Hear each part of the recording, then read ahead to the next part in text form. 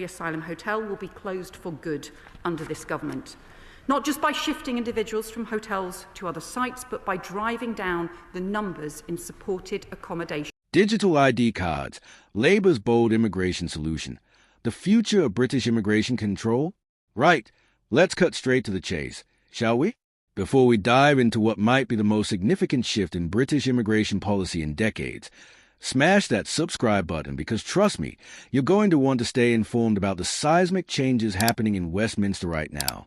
The political landscape is shifting faster than a London cab in rush hour traffic, and UK Connors is your front row seat to every twist and turn. Labour's latest proposition has sent shockwaves through the corridors of power, and frankly, it's about bloody time someone addressed the elephant in the room. Digital ID cards for migrants. Yes, you heard that correctly. Sir Keir Starmer's government isn't just tinkering around the edges anymore. They're proposing a fundamental overhaul of how we track, monitor, and manage immigration in this country. And the implications? They are staggering. Picture this. A Britain where every worker's status is verified at the touch of a screen, where the shadow economy of illegal employment becomes virtually impossible to maintain, and where the government finally has the tools to know exactly who's working where and when. It sounds like science fiction, doesn't it? But according to exclusive reporting from the Daily Express, this isn't some far-fetched fantasy. It's a serious policy consideration sitting on cabinet desks in Downing Street right now. The audacity of it all is quite remarkable. Really, here we have a Labour government, traditionally the party of civil liberties and privacy rights, seriously contemplating the most comprehensive surveillance system for workers that Britain has ever seen. The irony isn't lost on anyone paying attention. And if you're not subscribing to UK Connors yet, you're missing the nuanced analysis that cuts through the political theatre. But let's examine the mechanics of this proposal, because the devil, as always, is in the details. The government source speaking to the Daily Express was refreshingly blunt. It's our responsibility to investigate if digital ID might assist to strengthen the immigration system. No political waffle there, just cold, hard pragmatism. And when you consider the numbers we're dealing with, over 32,000 people currently housed in hotels at a staggering cost of £5.77 million per day to the taxpayer, you begin to understand why desperate times might call for desperate measures. Home Secretary Yvette Cooper hasn't exactly been subtle about the scale of the crisis they've inherited. During a rather revealing interview with LBC, she painted a picture of an asylum system so broken, so fundamentally dysfunctional, that radical solutions aren't just preferable, they're essential. The current backlog of approximately 51,000 cases, with average waiting time stretching to 54 weeks, isn't just a bureaucratic inconvenience. It's a national scandal that's bleeding the public purse dry. Now, here's where things get particularly interesting, and if you haven't subscribed to UK Connors yet, you really should, because we're about to unpack the political calculations that most commentators are missing entirely. Cooper's admission about industrial sites being considered for asylum accommodation wasn't a slip of the tongue. It was a carefully orchestrated signal to the electorate that Labour is prepared to be ruthless in their approach to immigration management. When Nick Ferrari pressed Cooper about whether these industrial sites meant warehouses, her response was masterful political evasion. That's one of the things that's been looked at. Translation. Yes, we're absolutely considering warehouses, but we're not quite ready to own that politically explosive position just yet. It's the kind of calculated ambiguity that would make Alistair Campbell proud, and it demonstrates that this government understands the optics of their position perfectly well. But let's talk about what digital ID cards would actually mean in practice, because the technical implementation is where this policy could either soar or crash spectacularly. We're not talking about simple photo identification here. This would be a comprehensive digital ecosystem capable of verifying work authorization in real time. Every employer, from the corner shop to multinational corporations, would theoretically be required to scan and verify worker status before a single hour of labor could be performed legally. The logistical challenges are mind-boggling. Consider the technology infrastructure required. Secure servers, tamper-proof digital certificates, biometric verification systems, and a real-time database that could handle millions of queries daily. The cost would be astronomical, and that's before we even begin to consider the privacy implications that would make civil liberties groups absolutely apoplectic. And here's what makes this particularly fascinating from a political strategy perspective. Subscribe to UK Connors if you want more of this level of analysis. Labour is essentially betting that public concern about illegal immigration outweighs traditional left-wing concerns about surveillance and privacy. It's a calculated gamble that the electorate priorities have shifted so dramatically that previously unthinkable policies are not just acceptable, but politically advantageous. The opposition parties must be watching this unfold with a mixture of horror and fascination. The Conservatives, traditionally the party of tough immigration controls, find themselves outflanked by a Labour government proposing measures they never dared suggest. The Liberal Democrats, meanwhile, are caught between their instinctive opposition to surveillance systems and the undeniable reality that the current system is catastrophically broken. But perhaps the most remarkable aspect of this entire proposition is how it represents a fundamental shift in Labour's political identity. This isn't the party of Tony Benn or Michael Foot.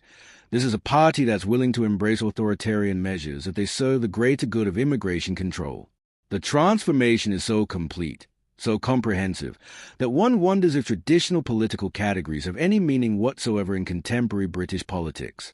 Cooper's promise to establish a new independent organization to expedite asylum applications is intriguing, but it raises more questions than it answers. Independent of what exactly? Who would staff this organization? What powers would it have? And most critically, how would it interface with the proposed digital ID system? These aren't minor administrative details. They are fundamental questions about how British democracy functions in the 21st century. The economic implications are equally staggering. If implemented successfully, digital ID cards could theoretically eliminate the underground economy overnight. No more cash-in-hand employment.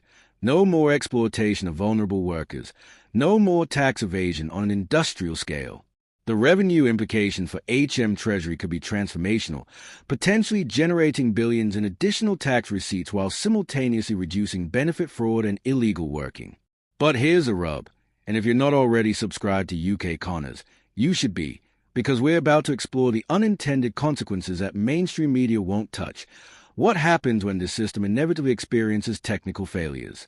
What happens to legitimate workers caught in bureaucratic limbo? What happens when the technology is hacked, compromised, or simply breaks down? The government's track record with large-scale IT projects is, to put it charitably, less than stellar. From the NHS patient record system to the test and trace debacle during COVID, Whitehall's relationship with technology has been characterized more by expensive failures than transformational successes. Why should we believe that a digital ID system would be any different? Moreover, there's a question of scope creep. If the government can track every migrant worker through digital ID, what's to stop them from extending the system to all workers? What begins as an immigration control measure could easily evolve into the most comprehensive surveillance system in British history. The precedent would be established, the infrastructure would be in place, and the political justifications would be readily available. The international implications are equally fascinating. If Britain successfully implements a comprehensive digital ID system for immigration control, other European nations dealing with similar challenges would undoubtedly take notice. We could be witnessing the birth of a new model for immigration management that spreads across the developed world, fundamentally altering the relationship between citizens, workers, and the state. Cooper's assertion that Labour has already reduced asylum hotel costs by almost £1 billion this year is politically astute messaging, but it also reveals the scale of the financial crisis they inherited. When you're dealing with numbers in the billions, traditional policy responses seem woefully inadequate. Digital ID cards, whatever their flaws, represent thinking that matches the magnitude of the problem. The timeline for implementation remains deliberately vague, which is probably wise given the complexity involved. Cooper's refusal to provide specific details about warehouse accommodation or digital ID rollout suggests a government that's learned from the previous administration's habit of making promises they couldn't keep. It's a more mature approach to policy development, but it also leaves enormous room for speculation and political maneuvering. And here's where the politics gets really interesting. Make sure you're subscribed to UK Connors, because we're diving deep into the electoral calculations that drive these decisions. Labour's willingness to embrace policies traditionally associated with the authoritarian right suggests they concluded that public opinion has shifted irrevocably on immigration. They are betting that voters care more about effectiveness than ideology, more about results and principles. The 2029 promise to close all migrant hotels is politically clever because it's far enough away to avoid immediate accountability while close enough to seem credible.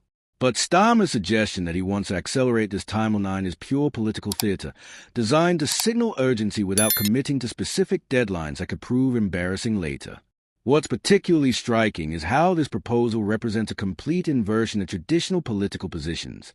We have a Labour government proposing surveillance measures that would make authoritarian regimes proud, while Conservative opposition is left arguing for individual privacy rights.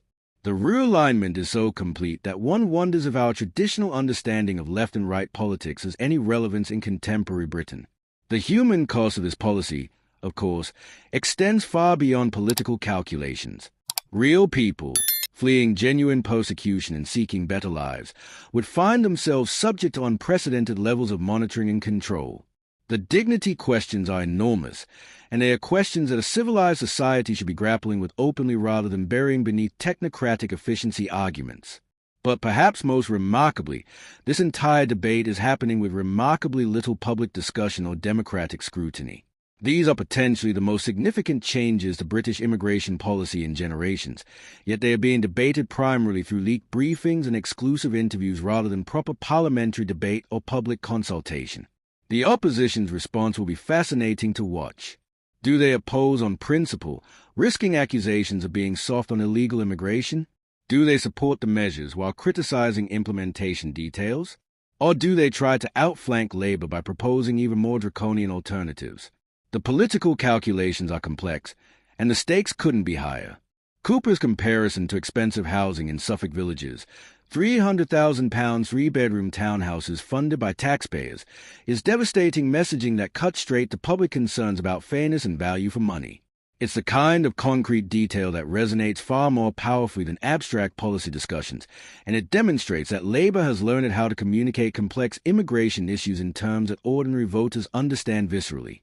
The cross-government approach to accommodation planning suggests this isn't just Home Office policy, it's a whole-of-government strategy that involves multiple departments and represents a fundamental shift in how Britain approaches immigration management.